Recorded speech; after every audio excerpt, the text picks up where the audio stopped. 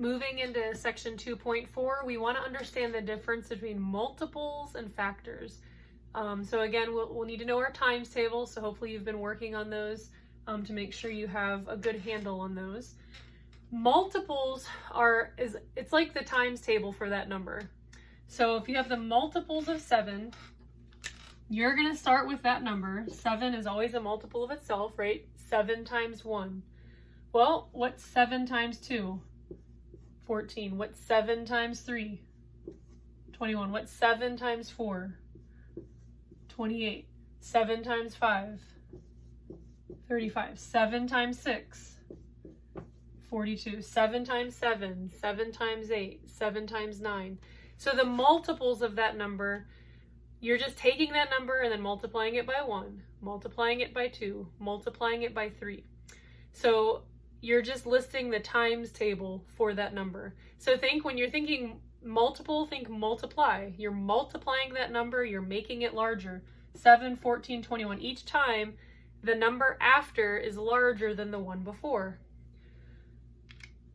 With factors, you're starting with the big number and you're trying to figure out everything you can divide that number by, any whole number that will divide evenly into it. So there's a couple different ways you can write these out. What I usually like to do is just of course, we know that every number can be divided by 1. So we know that 1 times 42. So you can write that factor pair.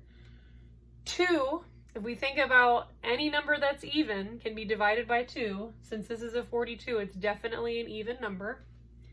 So we know that we're going to have, well, I'll go ahead and just write these as factor pairs. 2 times 21. So 2 times 21 will equal 42.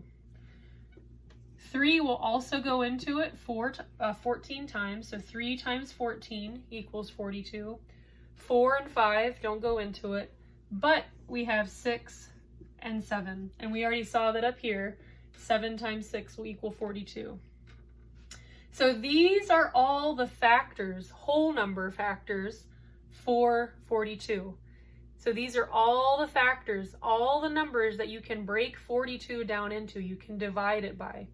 So another way to write these, if kind of writing them as factor pairs kind of keeps them organized in one way, you might like them ordered a little bit differently. So you can order them as 1, 2, 3, 6, 7, 14, 21, and 42. So you could write them from least to greatest, and that's fine, or you can write them as factor pairs.